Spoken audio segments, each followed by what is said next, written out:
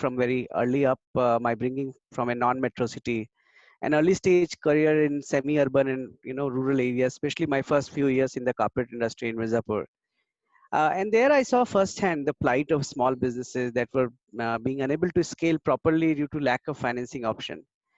Have spent good part of 15 years in broader financial services industry, and over a period of time it became very evident to me that there was certainly a gap between the financing need of SMEs and what traditional financial institutions such as bank were able and willing to provide.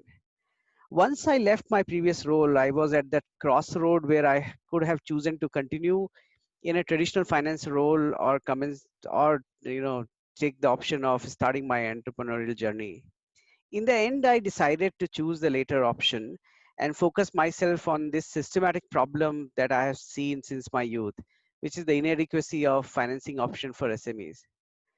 We began our journey only a couple of years ago with a simple mission of what we call solving the unsolved, the $600 billion small business credit need for India.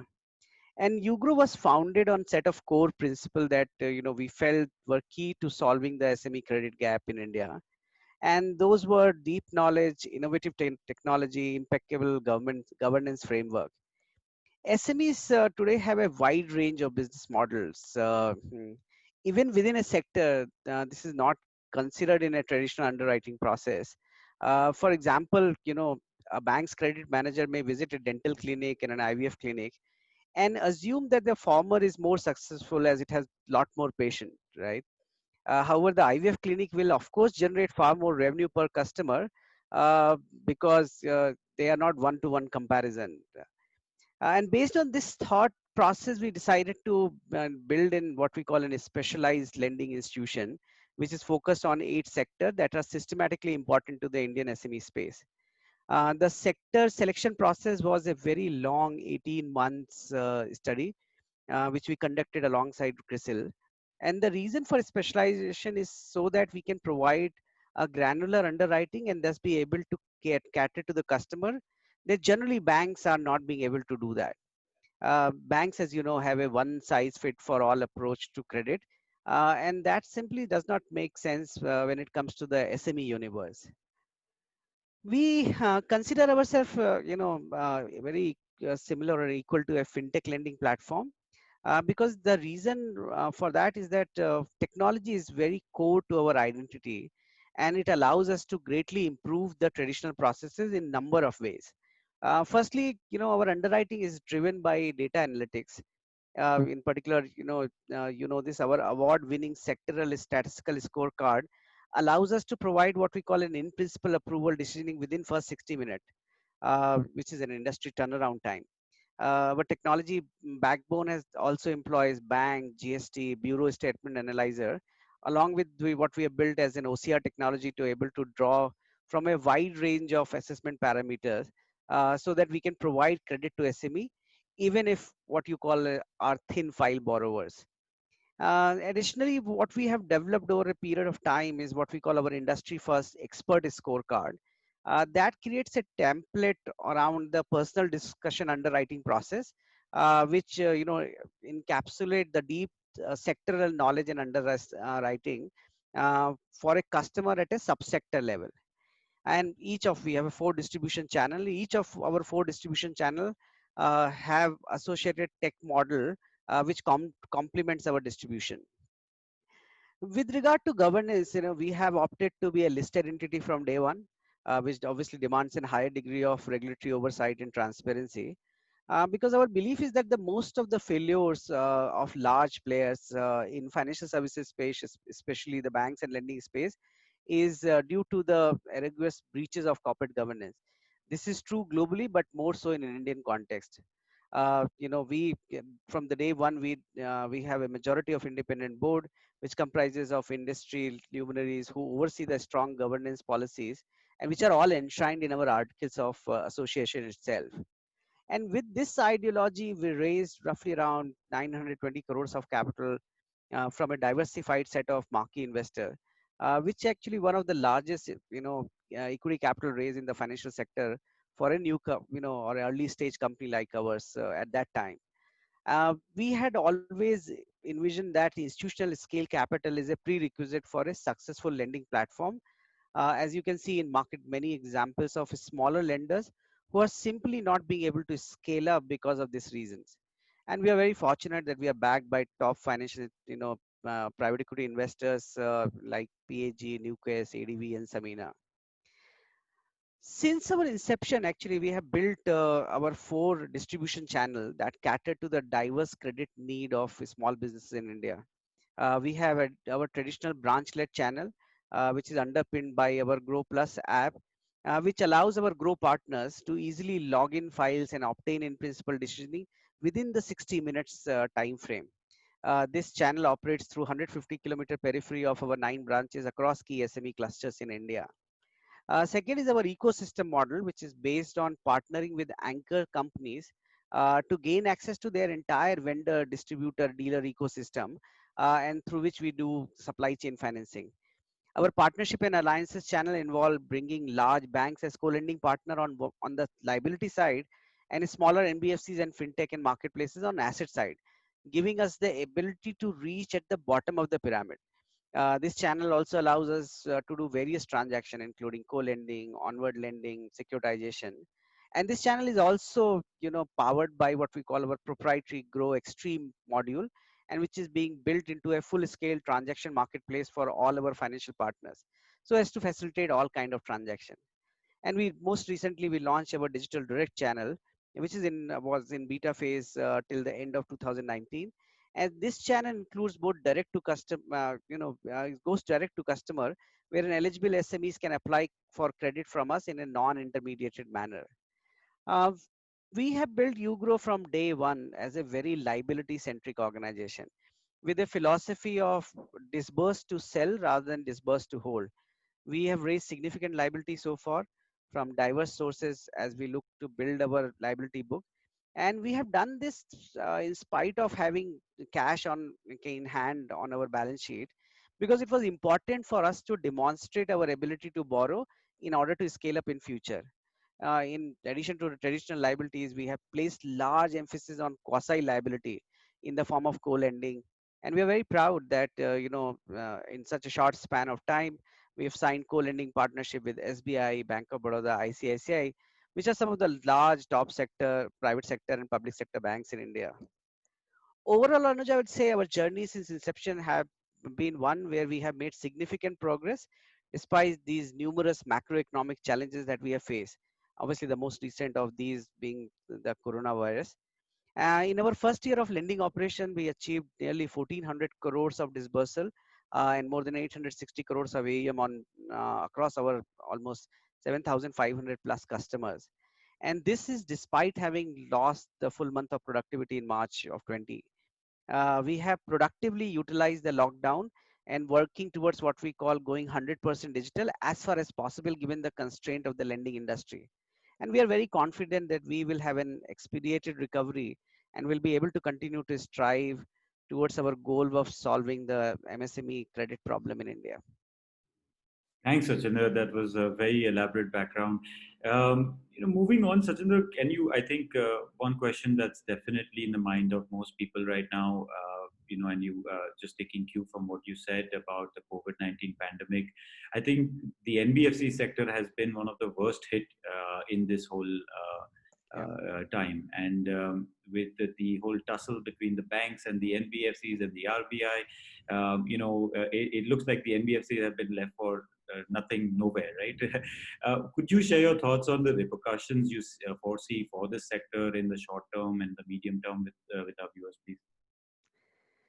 Yeah, you're right to a large extent. And we also think that there are concerns both on the asset and liability side at present, with some question on to the magnitude of the hit of the portfolio quality that will result from this prolonged business shutdown, and as well as whether liability will be available for NBFC. I think the main repercussion to this sector would be felt by smaller NBFCs in the segment, and also NBFC which are in the segments such as corporate lending, housing, as it seems possible that they will face an absolute dry well when it comes to liquidity. In my personal view, there'll be a period of consolidation which is inevitable in NBFC space, given that there'll be numerous NBFC out there with fundamentally strong business model and excellent, specialized distribution network, but they will just unfortunately not have the access to liability needed for continued operation. These NBFC will present excellent acquisition targets for many, and I think that this consolidation is in an inevitable way forward and will lead to a faster recovery for the segment as a whole. That makes sense. What about your client profile? We cater to the the MSME segment, and obviously a focused eight particular sectors in that. How has this already impacted our quality of our loan book? And if you could just elaborate on what has been the impact of the last few months on our client portfolio? Yeah. With regard to the portfolio quality hit, the short answer is simply that no one knows the exact magnitude of the hit to be taken by industry as a whole. However, as you rightly said, given our deep sectoral focus and the portfolio construct under which we operate, we feel relatively comfortable that we are in much stronger position. And I say this because of few reasons. One, we have undertaken an extensive survey of our existing customer, and basis that we build scenario analysis. And this customer survey was added with our sector analysis and the macro data analysis, which we do along with some of the firms with we work very closely.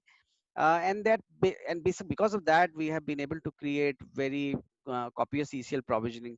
We did provisioning which is significantly larger through the regulatory requirement. And given our analysis of the situation, given that we are in prime and near prime customer profile, and generous provisioning buffer we have taken, we do not reasonably expect to have our book quality suffer much from where we are today. That's uh, that's definitely a relief to hear. Sachin, if you could, Ugro has a very interesting and a unique business model. If we were to move on, one of the most interesting aspects which I feel is your hybrid almost model of fintech as well as a normal NBFC which is hands-on. Could you elaborate on the thinking behind this, the business model, and the thought process behind this? Yeah. So I think so. I always get very worried when by using this word or the phrase called fintech. The problem in the industry parlance, when you think of fintech, it comes to a small tech platform funded by few VCs who is doing consumer lending, and invariably it generates very high loss ratios, right? But yeah, and that's the general perception you get when you hear the fintech. Actually, we never started using the word fintech. We used to say we are a technology-enabled platform, but in true reality, actually, this was our founding thesis at here at Ugro. That both the traditional and fintech player in the market each had a specific strength and weakness, and that a nuanced combination of these business model would allow us to achieve the best of both worlds and strive for maximum scalability. The fintech aspect of our business mostly come from the digitization and analytics driven aspect of our business. As I said earlier, that we have an award winning sectoral scorecard that utilizes traditional and alternative parameters to provide credit decisioning in an extremely expedited manner. These are complemented by our expert scorecard, which has created a template around the whole physical underwriting process, in a very defined and discrete parameter basis. Digitization, which has taken a quantum leap forward during this this lockdown period. It is critical for sales efficiency, customer experience. In our Grow Plus app, in particularly enables customers to receive in principle approval on a spot within an hour, which makes a far more improved experience. While reducing the time and expenditure both for our sales forces as well as our grow partners, which in industry parlance are called DSAs, which we are extending to people who can refer customer and client to us by just being partnering on our platform. And also in the SME space, we believe it is critical to maintain the concurrent traditional check and balance in such as in person or video PD and focus on a collateral backed loans, right? In addition, we have a strong collection team with a pan India presence to ensure high collection efficiency in the case of a loan that are delinquent. Yeah, and at Ugro, these are considered a prerequisite for maintaining a very high quality loan portfolio. which I think so we demand from ourselves. And that's why you're right that we are a hybrid business. We are one of the best fintech platform which is now available in this space, but we have not lost the advantages or the knowledge pool of which our management team brings in the traditional underwriting space. Thanks, Sachinder. Moving on, you already briefed about this in your opening, background. I think one of the biggest worry is right now on the liability front, and you rightly said it that most NBFCs are going to face a hard time here. So, what is Ugrow strategy in light of the same? Yeah, I think so. Given that our unlevered, position of the strong equity base, reasonably good rating, we actually have benefited from a lot of liquidity measures which has been provided by the government, and most of the liquidity which has come is being utilized towards growth rather than being utilized to pay off our existing liability. But without going the generality or the said, I think so on the liability side, I think our target segment help us, tremendously. MSMEs are the lifeblood of Indian economy and provide a livelihood for more than 110 million people, right? And that's why, our core hypothesis was that every time there will be a trouble, policymaker and government would come for support for this sector, and that has come out to be very true. And government has taken numerous steps to ensure liquidity that it reaches to them, whether it is TLTRO, ECGLC, partial credit guarantee scheme, subordinate debt scheme, and finally this would all be channeled through NBFC. So we do not foresee that the well of liquidity will be get completely dried down, at least for NBFCs which are targeting the MSME segment. Other segments such as corporate lending, housing, some of wholesale lenders would face greater difficulties, my belief. For Ugrow specifically, we maintain a very strong liquidity position due to our large equity base, the fact that we have been building out our liability book since nearly inception. We carry negative cost for that. And our strategy going forward is not to solely rely on availability of just pure bank debt, but we are also focused on upstream co-lending, quasi-liability, direct assignment, PTC, reaching out to most of the DFI world, and always maintain a healthy liquidity buffer while simultaneously negating any ALM mismatches. Great. Thank you, Sachinder. In your opening statement, again, you talked about a few of these platforms that we have built on the distribution side. Grow Extreme, one of them, and the other ecosystem lending models. For the benefit of our viewers who've not looked at the company before, could you just elaborate on some of these key aspects and what they are, and what brings on the table, and what's different about it than the other NBFCs? Sure. So I think so if you try visualizing in terms of our tech specs and how we are using that and what we are building, which is a very deep proprietary architecture of a large scale tech platform. The center of that is where our risk underwriting system reside, backed by our loan management system, and that is linked to the four large platform. First, as I said, is a Grow Plus, which is designed for a traditional branch-led disbursement and which has fully integrated every element of underwriting digitally. This platform allows all our Grow partners on the network to obtain loan approval within first 60 minutes and virtually without any physical interaction or to and fro of physical files movement, right? Our second Grow Direct platform is built for a non-intermediated loan application, in which eligible SMEs can come directly through our digital channel.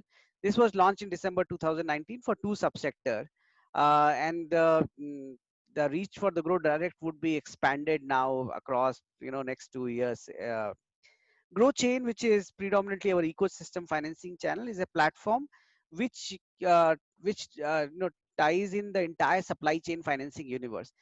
We I know roughly around $100 billion of working capital gap is in the supply chain ecosystem, and the problem is that you have to have a very smart technological and data solution which can look at the entire value chain and the movement of transaction and financial data from anchor to the vendors to anchors to distributor to dealers. So that platform is trying to solve that problem. And lastly, which you referred, our Grow Extreme platform, actually this is a unique platform wherein on one side some of these large banks have become partner on the platform, and on the other side we are bringing smaller NBFCs and fintechs as a provider of asset. and all our assets which are being generated is also available to them. So it's a virtual marketplace wherein through this platform we all of our co-lending, onward lending, direct assignment, securitization would happen. So that's the framework through which we want to build this very scalable asset side platform, and also linked to liabilities. Very interesting, Sachinder. So before I begin to take some questions from the participants, and I see that there's already a queue building up in the Q&A, and I know that you're pressed of time. I believe you have an ASSOCHAM meeting that you have Yeah, to join in about 20 minutes. So I'll be fairly quick about this. You yeah, know, but two of my very capable, we have a very one of of the thing course, which one of the thing which I did not mention, Anuj, that one of our founding principle was in Ugro, which I've seen early stage companies don't do, that is build uh, not only a very high quality experience management team but also a depth of the management team. So Abhijit, who's our CEO, is not present today, but Anuj is our chief operating officer. So we have a three-layer organization: CEO minus one, minus two, and at every level we have 20-year plus experience. So I'm only a facilitator to this business, but you would be, and all your participants would be in a very capable hands to answer any query, even if I have to leave at 12:15. I'm sure. So before you leave, one major question that I would obviously like to ask you is, we've had a big bang of a year, right? I mean, or let's say 2 years. We raised one of the biggest equity raise for an NBFC, even for especially for one that had no operations even started, right? So 960 crores before any operations began. We also became profitable in the first year of operations. So let's, if you could talk about the future now, if you could enlighten us about the company strategy for the short term, which is FY21, especially in light of the recent challenging times. How do we plan to grow our loan book, maintain the asset quality? You again touched upon this earlier, and also what's your vision for the outlook for the long term? Also, let's say 5 years. Yeah, yeah. I'll try attempting both these questions. When where we sit today are very difficult to answer, right? But obviously, given that we see these businesses as perpetual and a long time horizon business. But I would say, as a newer and relatively smaller player in this space, we maintain the advantage of being highly nimble as an organization. And I think so. This is something we will leverage over a period of time. As far as current year is concerned, we recently launched our Sanjeevani program, which is predominantly to support small businesses which are suffering, due to COVID. And this program is designed around wherein we have built a deep data stack which compares the both GST and banking of every customer. It bifurcate between the pre-COVID turnovers and post-COVID turnover. And because we are a sector specialist, we have been able to come to a mortality rate which allows us to predict the survival or the revival of a small business. And basis that, that is the hypothesis on which we have just launched Sanjeevani, and it is being rolled out across all locations. We are seeing very good response to that. We are also disbursing loans in emergency credit line. So in short term, we are highly attuned to the specific market requirement and we look to meet those specialized loan product. In mid to long term, our focus will of course be on building up all our distribution channel. We are looking to now expand our branch network, add to our network of ecosystem and PFSI and fintech partner, and progressively build our direct distribution channel as well. Our conservative underwriting standard will be maintained and improved upon throughout this, and so I don't think so that we have any specific challenge around maintaining high quality book. We are an analytics driven organization, and particularly as it pertains to underwriting, so our underwriting quality will only improve over the time as we obtain more data in our target segment. As far as the 5 year outlook, it is always challenging to provide, especially when the industry is in a period of flux as it is now. But I can provide you a color on where we would like to be, and that is, and for which we are very, very committed and passionate. That we would like to build a highly diversified set of distribution channels that is sourcing high quality loans from a broad demographic set of MSMEs.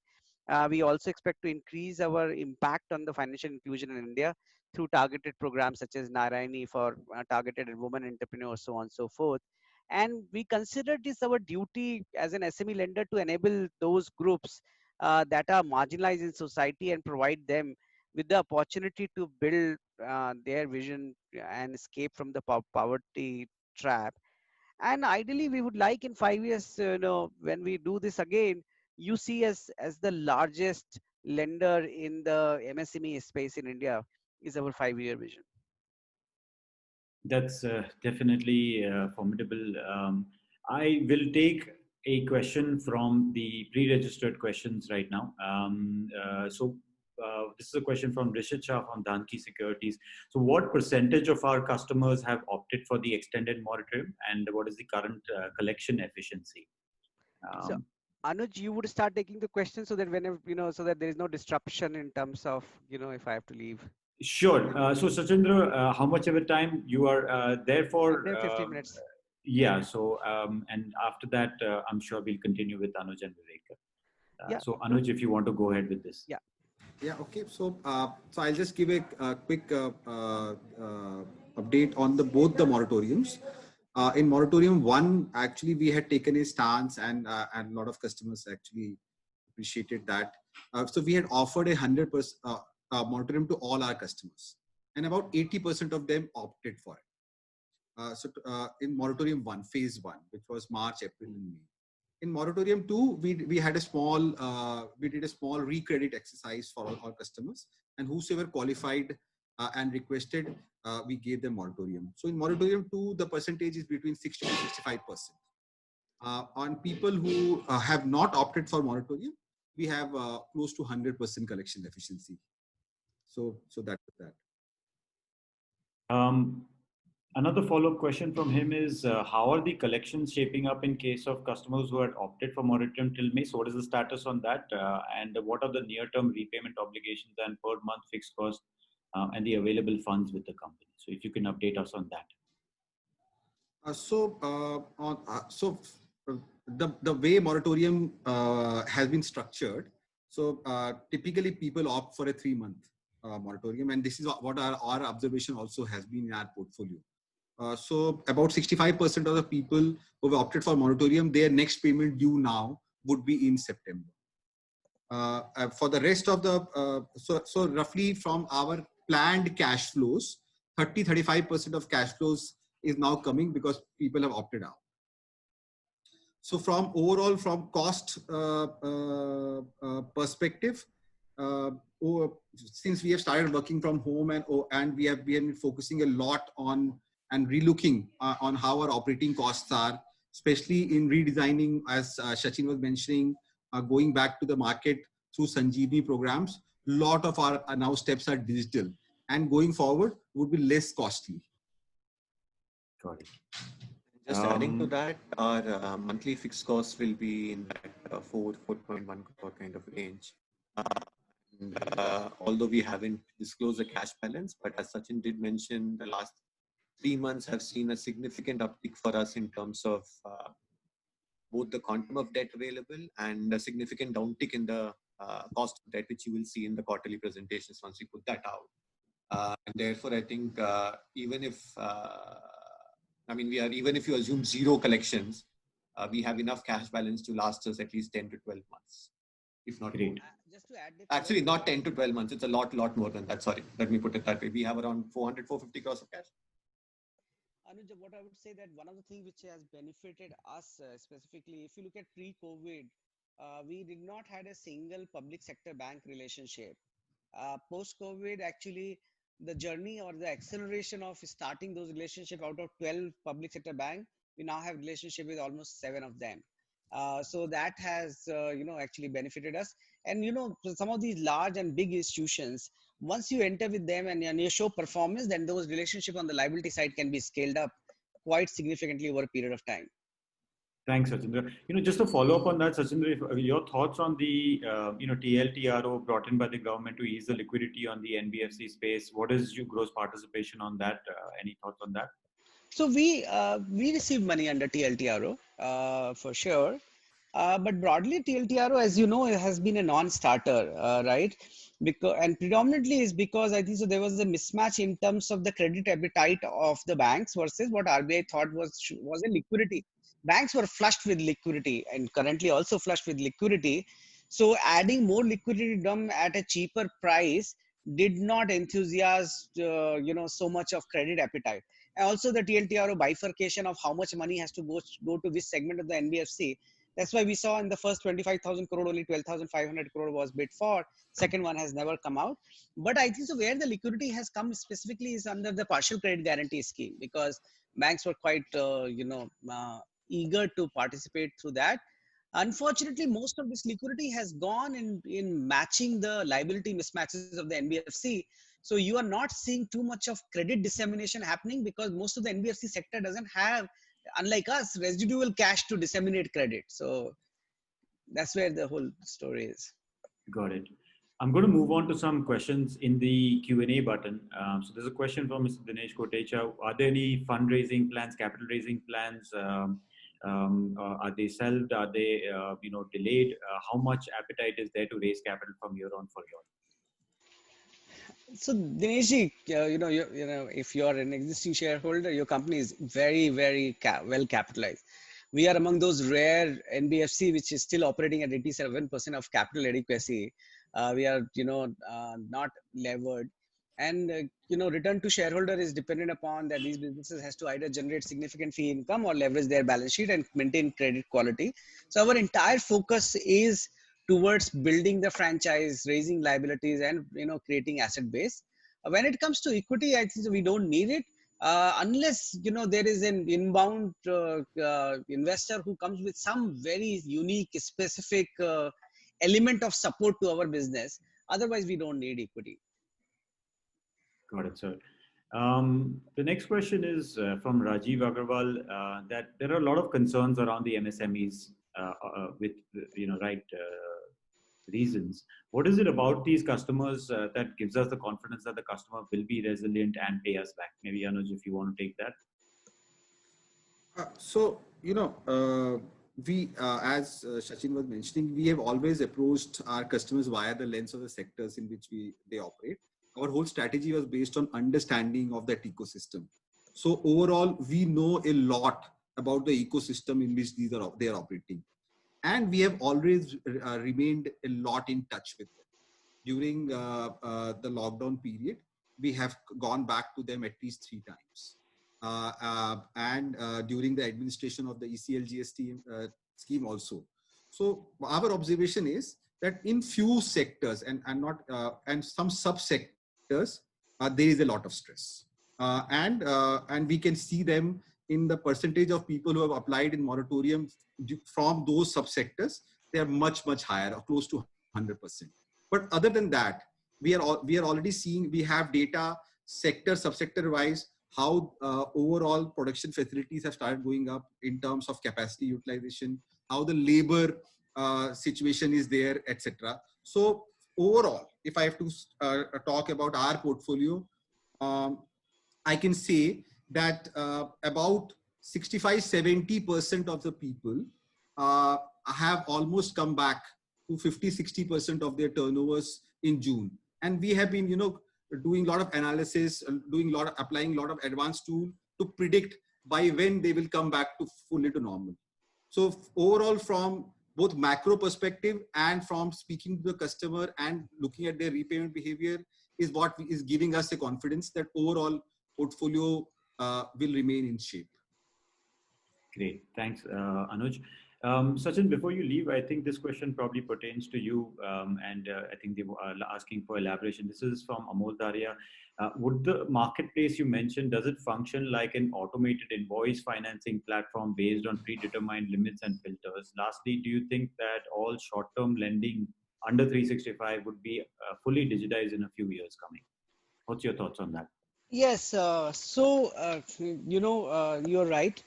Our GrowLine platform idea is being built, which is an AI, eventually a blockchain-driven platform, wherein the entire value chain. So today, visualize this. That suppose there is a consumer good manufacturing company and it has a 10,000 or 1,000 distributor network and 10,000 dealer network. Now this manufacturer has been extending credit to these distributors, and these distributors have been extending credit to these dealers with virtually no default ever, right? So why it is that when as a lender you lend to the same unit component, you see a high default. So our idea is to take the ethos of what a manufacturer see in their value chain when they extend the credit and replicate that. And some of these requires very deep thinking, digitization. So that's broadly what we are building on the platform. More so, I 100% agree that what is, between the threats, government's BHIM initiative on the supply chain and invoice financing platform and massive push around digitization, there is no alternative not to digitize the entire working capital space or the invoice space in the next few years. And there is massive push, and we are participating in that and in trying to innovate as much as we can. Okay, I think he's also asking a follow-up if, are we working with traditional DSAs and digital DSAs both, or digital DSAs? Yeah, so I don't, so we have, so I don't know what you mean by digital DSAs. So we are working on the, as we said, in our partnership and alliances channel, wherein we integrate with some of these fintechs and, through API structure, wherein we look at their transaction data, we look at what is happening and build a specialized scorecard based program. So we are doing that, as well as the traditional channel, which is consist of large national DSAs, regional DSAs, and also new to lending segment, intermediation, which is tax advisors, chartered accountant. All of them we are bringing them on our Grow Plus platform, wherein they can just take our platform, go to customer, upload few data, which is banking and GST, and get their decisioning within first 60 minutes. Okay. There's a question from Mr. Suhas Naik and Sachindra. I know I have a few minutes left of you. What is your targeted leverage, and at that leverage, what is your likely ROEs and ROAs that you're expecting? Any thoughts on that? Yeah, so so I would not like to give a specific number. I don't know, Vivek can guide me whether we have ever given public disclosure of targeted ROEs and ROAs. No, we haven't. We have not. But I'll give you some form of what you can draw inference from that. First and foremost, we are not, as I said in my opening remarks to your question, some of your questions I've answered, we are not building a platform which is only on balance sheet leverage. Our strategy is to create the hybrid on the liability side of balance sheet leverage, very large co-lending platform, and churning engine of securitization and direct assignment and selling portfolio on an ongoing basis. So that's why we don't think so that we would require the kind of leverage which you see in large players like Bajaj, which is 6 to 7 times, and predominantly the ROE creation are driven by leverage. Our ROE creation is a function of high quality portfolio and massive amount of fee earning, which is coming from some of these off balance sheet businesses. And we would like to believe that unlike this, we will be just shade below the top performing consumer finance business, but with a higher growth rate in 5 years from now. It should give you some sense. Okay. What sector, and this is a question from Rajiv Agrawal, what sector, subsector of MSME have seen the most stress? What are you doing to manage that portion of the loan? So Anuj, you can add, and after this question, I would leave. I think the hospitality has seen the biggest stress, and within hospitality, we also do banquet, event management companies, so on and so forth, where we either see a high mortality rate or a lack of revival in short to long tenure. Auto component is second, which is facing, but we stopped auto component, entire ecosystem quite some time back. I have to leave now. Actually, I'm being called there. No worries, Sachindra. Thanks so much for your time. We will continue with Anuj and Vivek. Thanks so much, Sachindra.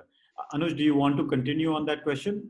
No, so just to continue, I mean, the stress in auto component actually started pre-COVID, and because we were quite clued in from ecosystem perspective, we got those signals a lot earlier, and hence we had slowed down in that. So there's not much of the exposure, but whatever exposure is behaving is quite okay. On hospitality, yes, there are certain subsectors which are especially very, very stressed. They are currently in moratorium. And we'll have to wait and watch how those. So one of the learnings is that the amount of stress and amount of ability to bounce back is directly proportional to the turnover of the company. So very small turnovers will continue to face stress. Just to clarify for viewers, how big would this be as a portfolio of our pie of loan book?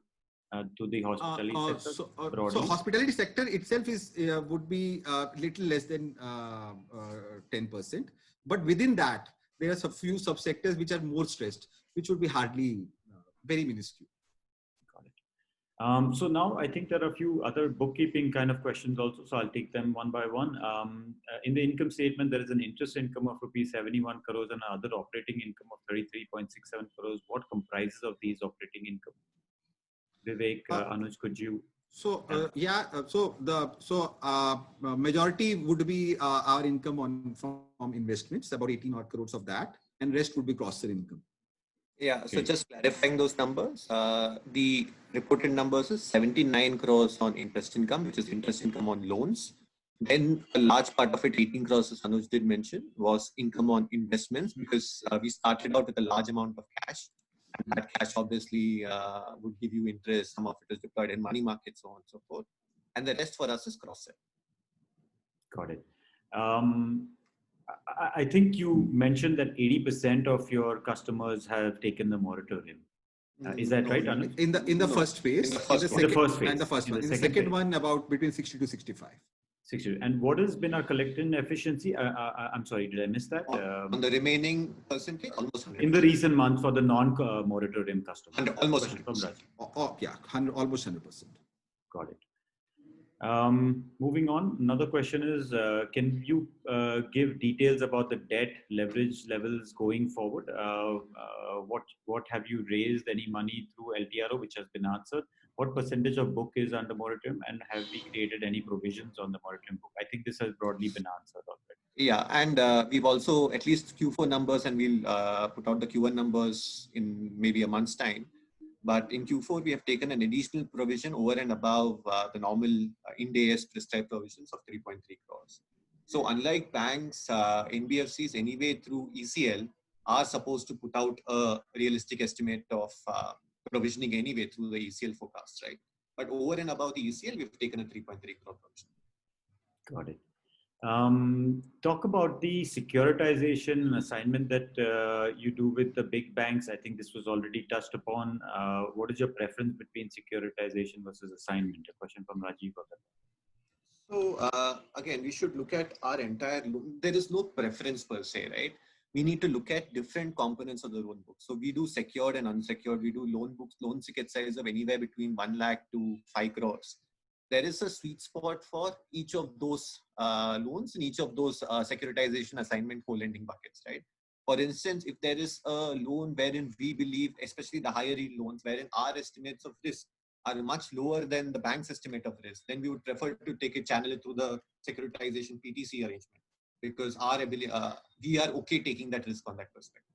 Whereas, for instance, say a secured loan, which is a high ticket loan, I think banks are very comfortable underwriting those risks. So those are broadly easier to funnel it through the direct assignment. Got it.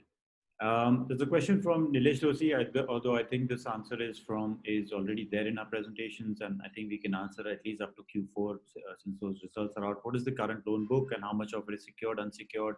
What is the GNPA and net NPAs levels? If you could quickly answer that. So as of March, number was 860 crores of loan book, and I may be off by 1 crore or 2 crores either way.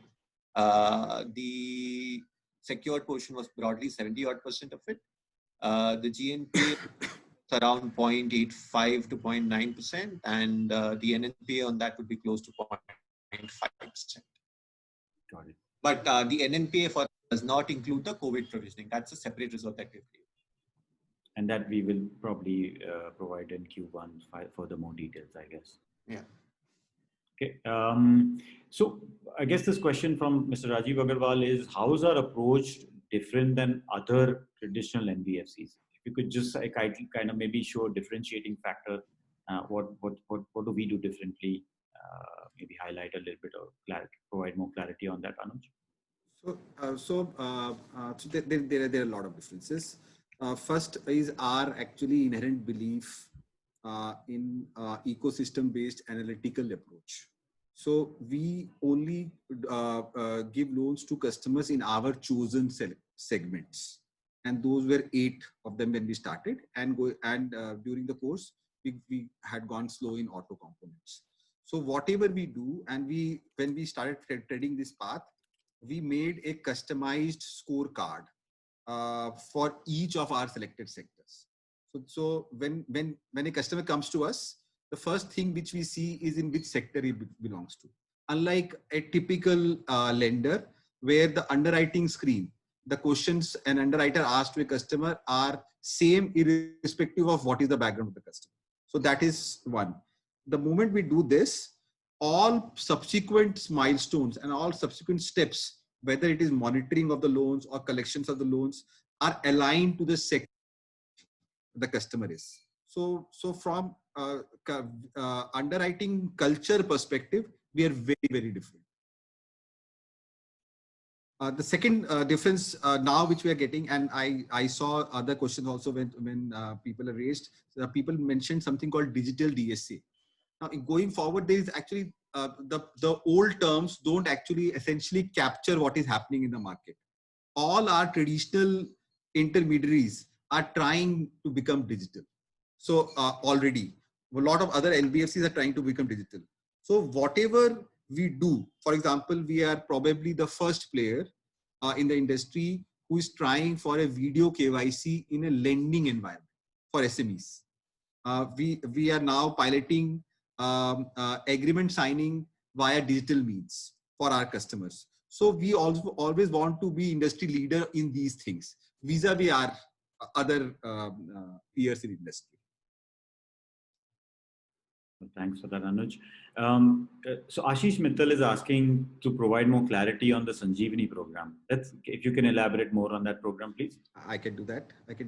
So, the crux, the problem to solve, which we wanted to solve was, how do we differentiate customers in a post-COVID environment, whether their business impact is only because of COVID, or was the business model itself not worth lending, whether COVID happened or not. So this was the problem we wanted to solve, and we wanted to help those people whose business model was fine, but there was a temporary hit on news owing to COVID, and see how soon can they come back to normal. So the whole Sanjeevani program is designed where we have done a lot of work, especially in developing those algorithms, where we compare the pre-COVID and post-COVID turnovers, banking behavior, repayment behavior, and come to a conclusion whether the customer would be able to survive this or not. And all this, we have tried to do this through completely digital means as much as possible. Great. There's a question from Chintan: is what loan books can be expected between secured, unsecured, and SCF over the next couple of years? Any thoughts on that? Ideal mix. Yeah. So, sorry, Anuj, let me just take this. We actually at this point in time don't want to give an exact estimate of how our loan books pan out, but I don't think we'll see I think what you're going to see is increase in the branch-led distribution, definitely, because we will be setting up new branches this year as well. But again, we don't want to comment on the exact mix at this point in time. Maybe a couple of quarters down the road, we'll be able to give you a better idea. Because the situation right now is in a great state of flux, right? So the question was, ideally, what would your mix be between secured and unsecured in the future, not today? So secured, unsecured, ideally. Sorry, can you hear me? Yeah, secured and unsecured. Ideally, we like to keep the mix in that 70 to 75% kind of range. It will not significantly. 70% towards? Yeah, 70 to 75% kind of. Towards secured. Yes. Towards secured. Of course, towards secured. Of course. Got it. Okay. Moving on, what kind of costs are incurred to service the securitized portfolio? Question from Manish Dhariwal. So I don't know what was the context, but from overall, it is a function of what kind of agreement we have. Typically, if we are doing collections, so there are costs involved in that, but that gets taken care of in the type of agreement you do. So I'm not very sure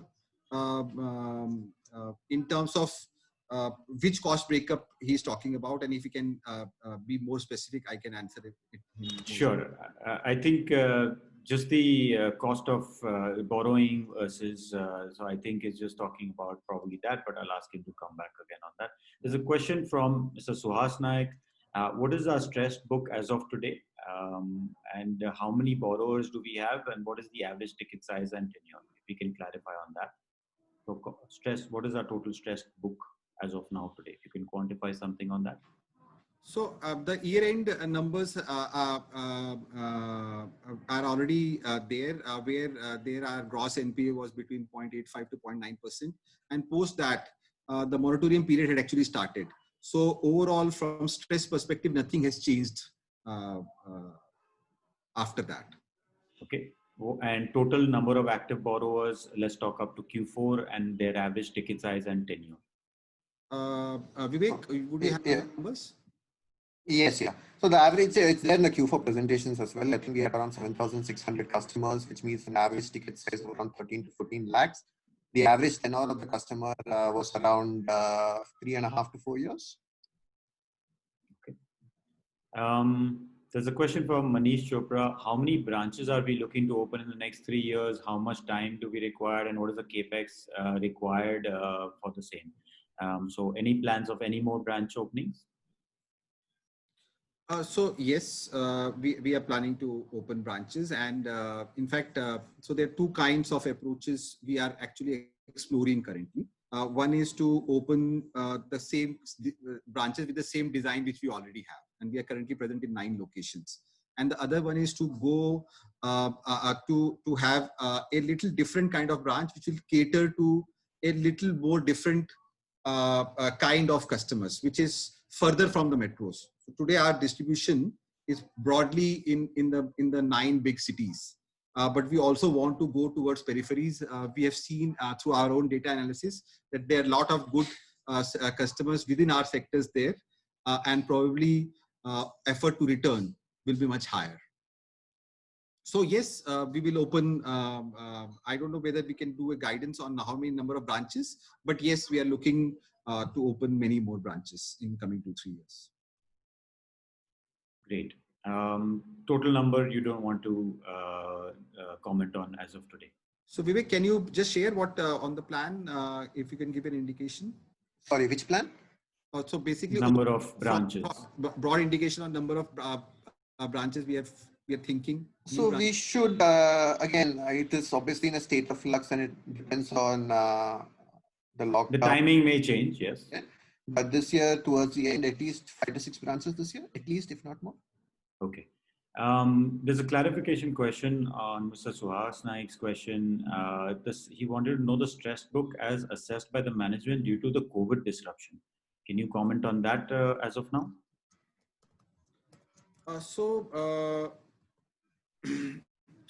So we did we did a exercise on this, and hence we actually had to we provided on account of COVID, and then we will do subsequently in this quarter as well. So overall, and this is primarily basis the input which we got from our surveys. Approximately 10% of people say they are stressed, and they are facing stress. And this, but given moratorium 2, and given now, especially government coming and through the ECLGS scheme where people are able to get 20% of their existing loan amount, we will do the survey again in towards the end of July, and we'll find out what kind of whether that stress levels have gone up or not. Got it. Manish Tariwal has clarified he wanted the cost of collections, the cost of borrowing, and the risk of default. So his thoughts basically cost question on cost. So if you could comment on that. Overall, from so our cost of borrowing currently are in tunes of around 11.5. No, so that it was last quarter around that, but then the last 3 months. So the last 3 months, I think as mentioned before, we have seen significant movement, both TLTRO, significant movement in normal term loans from bank, and also done our first CP, our second securitization transaction. In fact, our incremental cost of borrowing is now closer to 10%, but we will give you much more clarification on that in the presentation. Q1 results. Yeah. Great. We have a question from Ayush Agarwal. So he thinks that obviously we raised, a good amount of cash, and also on the equity side and the debt side, and were able to increase our loan book to 830 crores.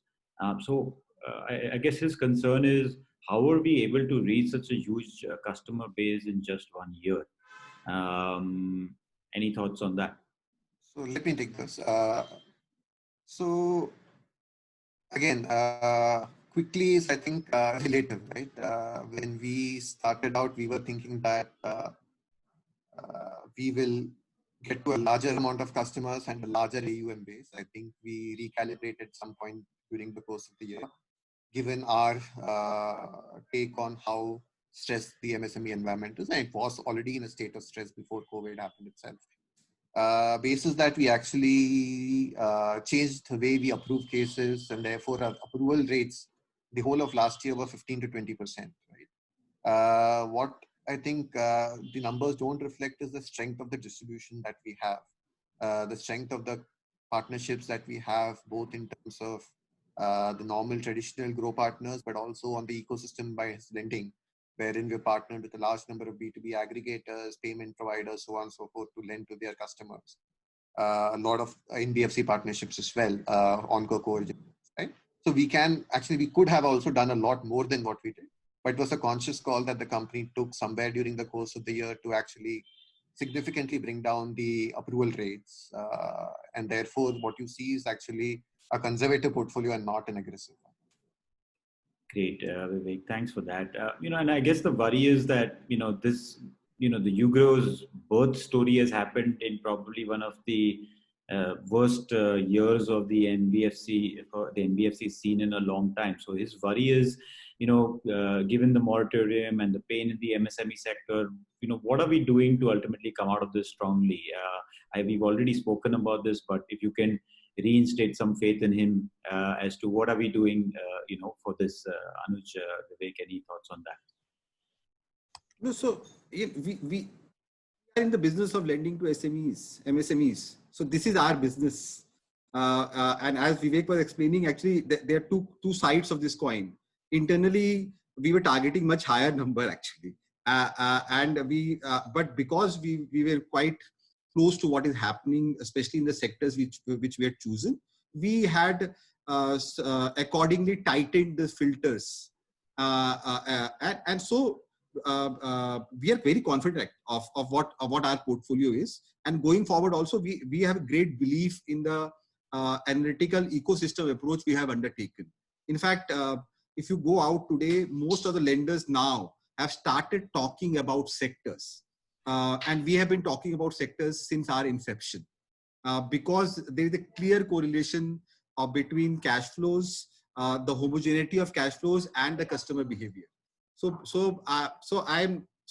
Overall, I think the first year has gone out very well. We are quite confident on what we have done, and we would like to, of course, we are evolving, and we like to continue that in coming years to come.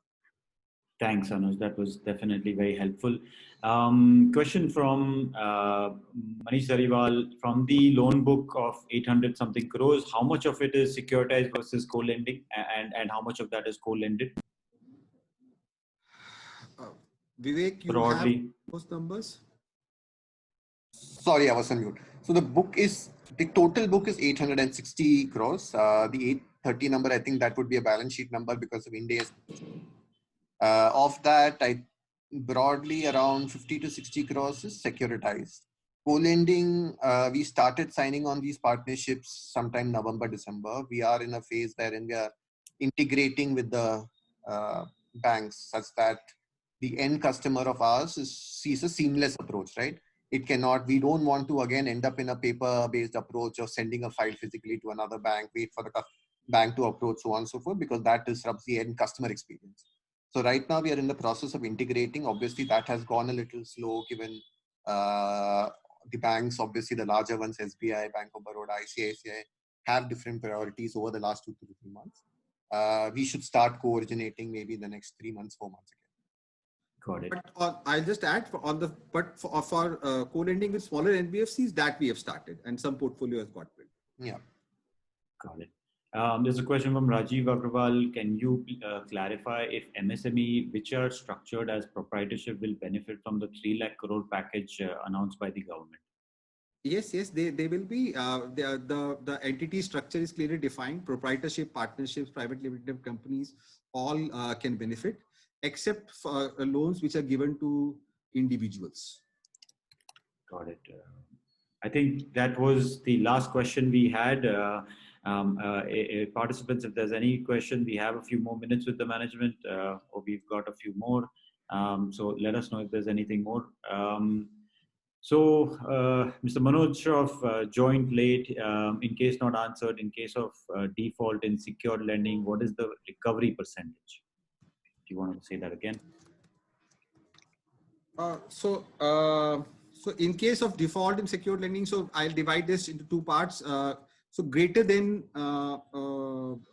50 lakhs, where SARFAESI is now applicable.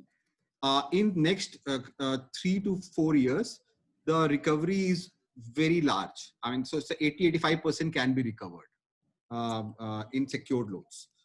For very smaller ticket loans, we don't have our own experience in our own book, but through industry experience, because we hardly have any defaults. But industry experience is that in the subsequent 2-3 years, the recovery rate is around 60-65%. Great. A follow-up question from Mr. Suhas Naik. What is the unsecured book as of today? Vivek, if you could take that. Can you take that? Sorry, can you repeat that? The unsecured book. What is the other unsecured book? 30%. No? Okay. Quantify it, maybe just for the sake of... 1 second, just give me a second. Let me just do the math. About around 250 crores? 250 crores. Okay. Yeah. Great. That were all the questions for us. Sorry, one more question quickly. Let's take it. Hypothetically, if 10% stress remains there in the books, ECL would require what kind of GNPA slippage? What's your thoughts on that? I think the 10% stress needs to be looked at in multiple parameters, right? One is the estimate of how much of the stress is because of COVID and how much cash reserves they have. 2, whether the loan is secured or unsecured. On a secured loan, our LTV is close to 50%, so we don't really foresee a loss in those kind of cases. Our best estimate of loss we have as of March, we have provided 3.3 crores. In Q1, I'm not sure what the exact number is going to be, but we'll provide whatever is left in Q1. But we don't see the GNPA number and the losses reaching anywhere close to that percentage. Good. That's good to know. Anuj, Vivek, thank you so much for your time. Thanks for the opportunity. All the participants, thanks for participating. Anuj, Vivek, any closing comments from your side? Please go ahead. No, so thank you. Thanks for this opportunity. It was good interacting with you. We have been, so overall, there has been a lot of introspection. Working from home during the lockdown period has given opportunity almost to all institutions to rethink their strategy. And we were always on the path of lending via knowledge and technology means, and that has got strengthened. And a lot of our original hypothesis seems to be coming true. But the pace of digitization would have gone up, and it will help everyone. So we are actually looking at the future very hopefully, and hoping that everyone will keep safe. COVID scenario is likely to continue, but hopefully by the end of third quarter, we should start seeing some kind of normalization. Thanks so much, Anuj. Thanks so much, Vivek, for participating. And thank you all. The next session will begin at